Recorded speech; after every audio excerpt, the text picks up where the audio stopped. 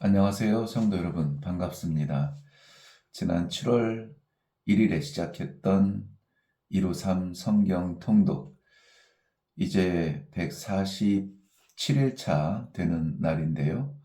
이번 주 토요일이면 드디어 153일의 긴 여정 동안 성경 일독을 완수하게 됩니다. 네, 오늘은 147일차 되는 날로 베드로전서 1장부터 5장까지 그리고 히브리서 1장에서 3장까지 읽게 되는 일정입니다. 이 한 주간도 우리 최선을 다해서 지치지 말고 마지막 결승까지 함께 갈 수 있기를 바랍니다. 베드로전서는 제자 안드레의 형제인 베드로, 초기 예수님의 사역 가운데에서 매우 두드러진 인물이었죠. 기적의 현장들, 그리고 변화산에서의 예수님의 변화한 모습을 눈으로 목도한 체험, 예수님의 기도의 자리에 함께 동참하는 등 적극적인 성향을 보였던 제자였습니다. 또 그렇게 쓰임받기도 했죠.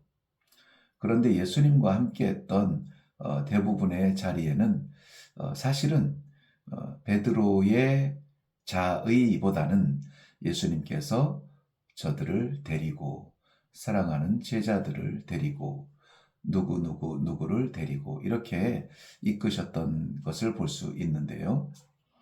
그렇지만 예수님께서 잡히시고 신문당하는 자리에서 베드로는 그만 예수님을 모르는 사람이라고 3번이나 부인하였습니다. 그리고 예수님께서 이미 말씀하신 대로 닭이 3번 울기 전에 자신이 3번의 배반을 깨닫고 닭의 울음소리에 통곡하며 회개했던 그러한 일도 있었습니다. 바로 그때 그 깨우침에 의해서 주의 말씀을 듣겠다는 표현으로 모든 교회들이 유럽에, 특히 동유럽, 유럽의 많은 교회들이 교회 종탑에 십자가 대신에 베드로를 깨닫게 했던 그 수탉의 모습을, 이렇게 조형물을 십자가 대신 올려놓는 것을 볼 수가 있습니다. 교회의 머리 대신 그리스도를 가리기 위해서 사람을 세우는 우를 범하는 종교가 되기는 했지만, 어쨌든 베드로는 초대교회 복음의 선포와 교회를 세워가는 일에 귀하게 쓰임받은 제자임을 확실합니다. 자신의 입으로 배신한 예수님과 같은 십자가를 질 수 없다면서 자기는 거꾸로 매달리게 해달라고 자신이 스스로 요청하였죠. 거꾸로 매달려 순교한 베드로 사도가 기록한 글입니다. 먼저 베드로전서 1장을 봅니다. 눈에 띄는 그런 내용은 고난입니다. 누구나 고난당할 수 있죠. 많은 사람들이 그런 고난을 견뎌낼 수도 있습니다. 그런데 그 고난을 만났을 때에 견뎌내는 차원이 아니라 오히려 찬송하는 사람들이 있죠. 바로 성도들입니다. 그래서 고난 중에 찬송은 성도들의 특권입니다. 당면한 고난보다는 그 뒤에 있는 소망이 더욱 크기 때문입니다. 그 소망은 변하지 않을 것이기 때문에 마치 어둠이 지나면 아침이 오는 이러한 질서를 그림자처럼 보여주시는 것이죠. 초대교회의 성도들은 핍박의 일상을 살았습니다. 복음으로 인한 불편함, 그리스도 안에 시련과 고난일지라도 견디어내고 인내하여서 신앙의 성숙을 보여주었던 우리 신앙의 선배들의 모습이었죠. 불로 연단하듯 하여도 없어지지 아니할 믿음의 확실함은 결국 그 성도들을 썩지 아니할 거룩함에 나아가게 하였습니다. 베드로전서 2장입니다. 이미 1장 15절 말씀에 모든 행실에 거룩한 자가 되라는 명령으로 성도의 의무를 말씀해 주셨죠. 책임이기도 하고요. 그리고 구체적으로 2장에서 성도의 삶에 대해서 다양하게 보여주고 있습니다. 거룩한 제사장이 되라. 택하신 족속이요 왕 같은 제사장이요 거룩한 나라요 그의 소유된 백성이라. 무엇보다 산, 돌 공동체로서 신령한 젖을 사모해야 한다고 말씀합니다. 신령한 젖, 즉 신령한 말씀을 이야기합니다. 산, 돌은 메시아를 상징하는 유대인들의 전통적인 묘사인데요. 특히 다니엘서에 보면 느부갓네살 왕이 세운 신상을 무너뜨린 뜨인 돌, 이것이 가깝게는 메시아의 오심을 예언한 그러한 환상이었죠. 그래서 금으로 된 머리, 은으로 된 가슴과 팔, 노스로 된 배와 넓적다리, 철로 된 다리와 철과 돌로 섞여 있는 발, 무언가 거대하게 30m 되는 그러한 동상을 세웠지만 뭔가 불안한 구조죠. 무게 중심이 위에 있고 갈수록 연약해지고 혼탁해지죠. 뜨인 돌이 날아와 그 우상을 동상을 깨트려 버리는데요. 바로 메데와 바사, 페르시아 그리고 로마 이런 제국들 이후에 나타난 돌, 사람의 손으로 깎지 아니한 돌이 날라와 이 제국들을 깨트리고 그의 나라를 세워가는 것을 환상으로 보여주셨는데 1차적으로는 말씀드린 대로 메시아의 오심입니다. 그런데 최종적으로는 완전한 심판을 위해서 오시는 재림 예수 그리스도를 말씀하고 있다고 해석을 합니다. 베드로전서 3장입니다. 베드로전서는 의를 위한 고난에 대해서 기록하고 있습니다. 아내들에게 무언가를 권면하는데요. 이들은 주로 믿지 않는 남편을 둔 아내들을 말합니다. 이들이 신앙 문제로 갈등이 있을 때에 어떻게 할 것이냐, 순종의 미덕으로 인내하라고 권면합니다. 그리고 3장의 중심은 이런 가정을 포함해서 복음 때문에 고난당하는 성도들에게 다음과 같은 성도의 미덕을 세우며 인내할 것을 말씀하시는데요. 먼저는 형제를 사랑하라. 두 번째는 거짓말하지 말아라. 세 번째는 선을 행하라. 네 번째는 선한 양심을 가지라. 마지막으로는 노아의 날, 방주를 인하여 구원받은 8명의 가족을 드러내셔서 그리스도와의 세례를 설명하고 있는데요. 즉, 성도가 받는 이 세례는 그리스도와 연합하여 생명 얻음을 고백하는 것입니다. 세례의 더 분명한 의미를 새롭게 마음에 새기면 좋겠습니다. 베드로전서 4장입니다. 4장의 중요한 줄기는 그리스도의 육체의 고난, 그로 인해 구원받은 사람들, 그들의 책임과 봉사, 특별히 그 가운데 겪는 불시험, 즉 불시험을 만나는 성도의 태도를 말합니다.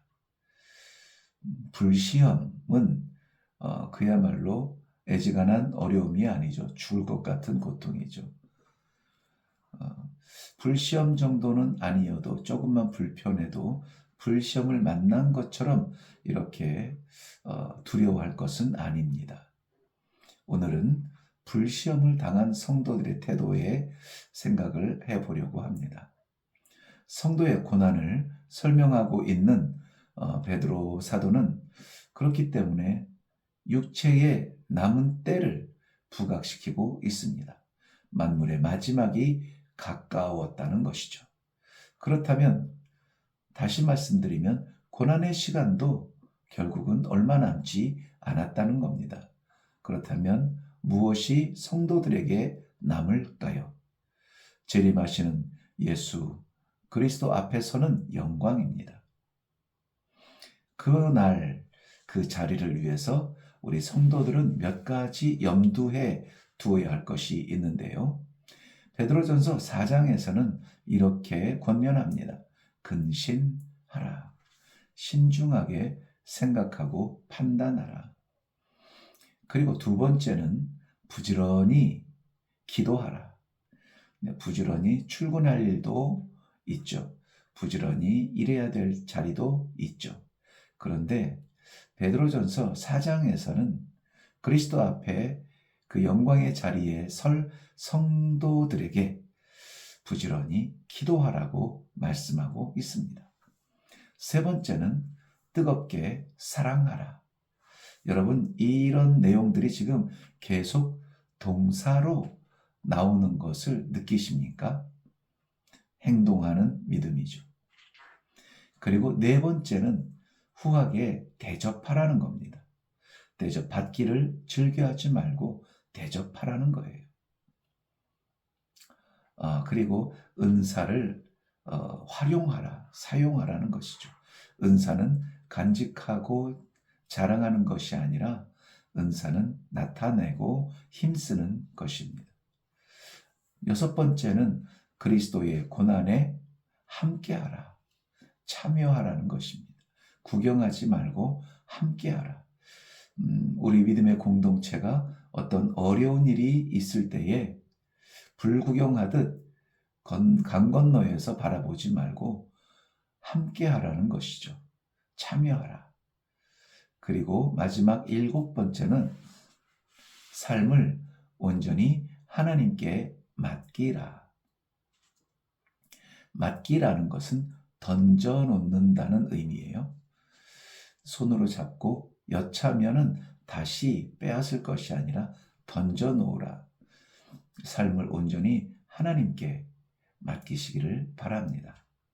그래서 베드로전서 4장이 주장하는 몇 가지 행동 강령, 근신하라, 기도하라, 사랑하라, 대접하라, 은사를 잘 활용하라, 그리스도의 고난에 함께하라, 삶을 온전히 하나님께 드려라. 이런 것들이 하나하나 우리가 지켜갈 때에 정말 하나하나 하나님께서 인도하시는 은혜의 맛을 볼 수가 있습니다.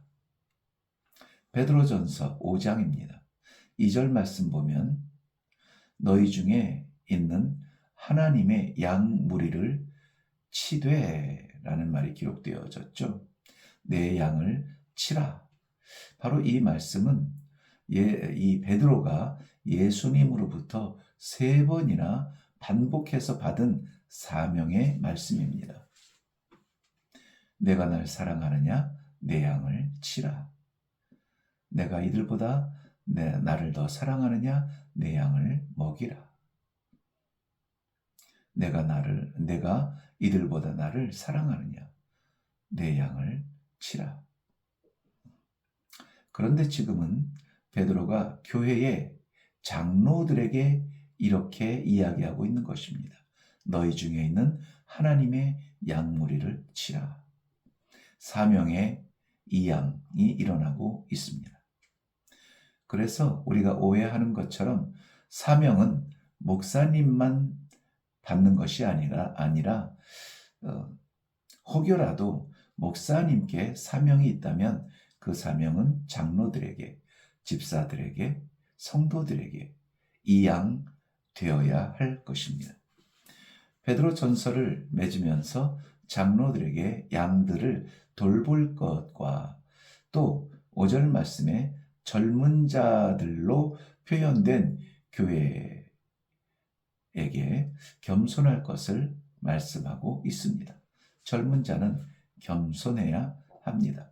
힘있고 기회 있고 혈기왕성하고 할 수 있을 것 같아서 뛰지 말고 겸손하여 말씀 앞에 침묵하고 말씀을 받으라는 거죠. 이것도 역시 베드로 자신이 겸손하지 못하고 죽기까지 주와 함께 가겠나이다. 주님의 죽음의 마지막 자리까지 내가 있겠습니다. 그렇게 자만하던 선포하던 사람이었죠. 그런데 그것이 여지없이 무너지는 자신의 연약함을 경험했기 때문에 나눌 수 있는 말들이죠. 부디 겸손하십시오. 7절 말씀은 언제나 우리에게 감사와 더불어서 부끄러움을 남기는 메아리입니다.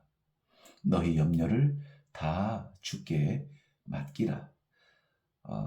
은혜가 넘치는 말이죠. 감사한 말씀이죠. 그런데 왜 부끄러운 말씀이라고 했냐면 다 주께 맡기라 했는데 다는 잘 맡기기가 어려운 것 같아요. 정말 내가 내 염려를 주님께 다 맡겼나? 스스로가 질문해보는 시간이 됩니다. 네, 우리 히브리서로 넘어가겠는데요. 히브리서의 저자는 베일에 쌓여 있습니다.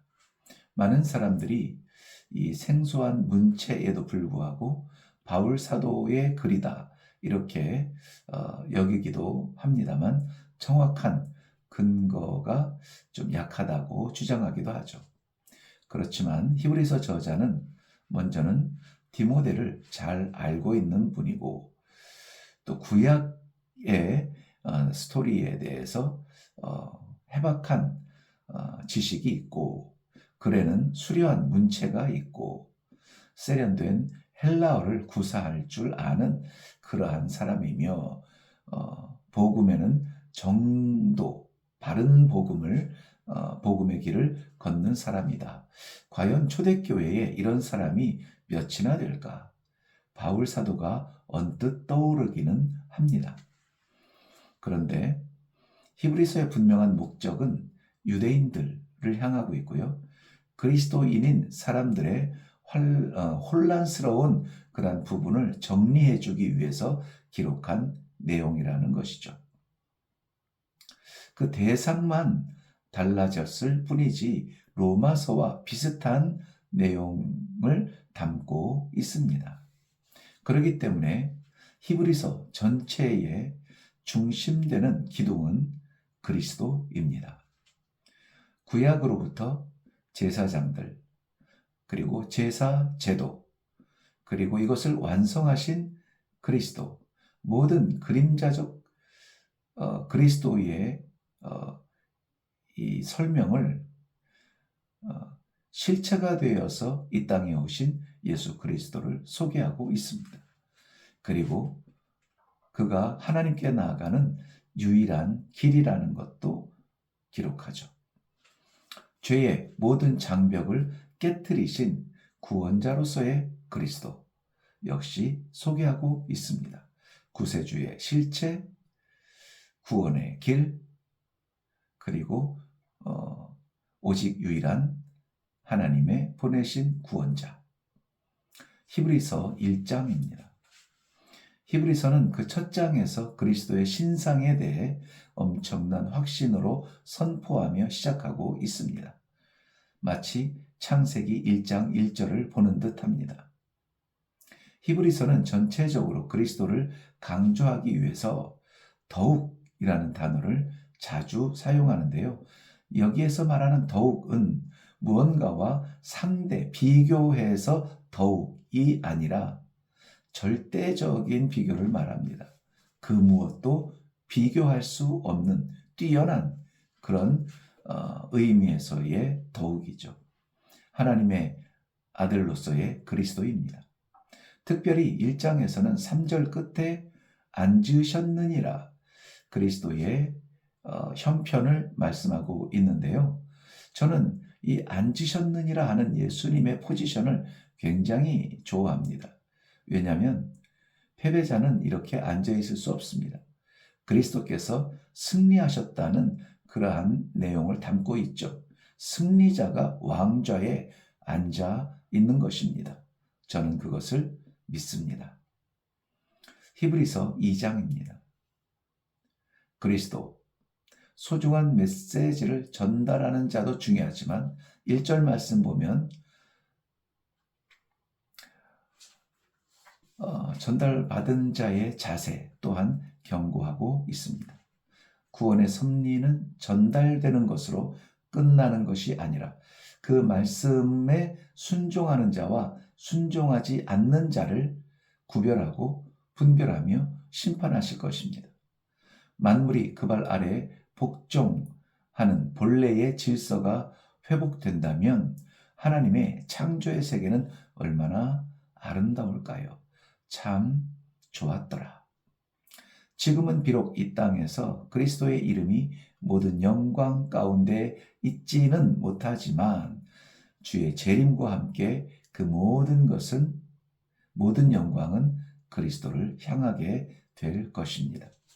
본문은 주님의 낮아지심이 결국은 하나님께서 높이심의 근거가 되었고 예수 그리스도의 죽으심이 천사보다 낮아지셨지만 부활로 말미암아 생명의 왕의 자리에 앉게 되심을 말씀하고 있습니다.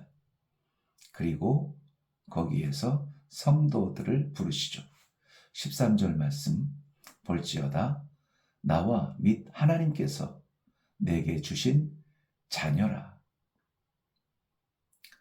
히브리서 3장입니다. 이스라엘의 중요한 역사적 인물 아브라함이며 모세이며 다윗입니다. 본문은 그 가운데 모세를 들어서 그리스도의 더욱 영광을 받을 분, 더욱 존귀한 분임을 증명하고 있습니다.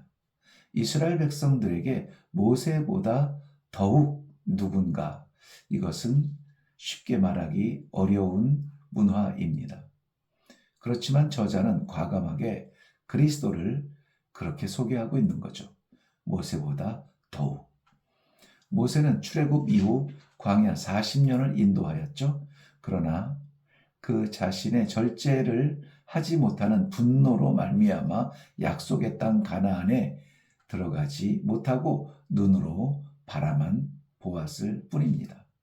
그렇지만 그리스도께서는 우리를 죄에서 건져 주실 뿐만이 아니라 우리의 삶 전체를 인도하시고 특별히 온유하여 자신의 목숨을 들여 그들의 양들을 살리시고 인도하시는 하나님의 나라의 인도자, 구세주가 되시는 것입니다.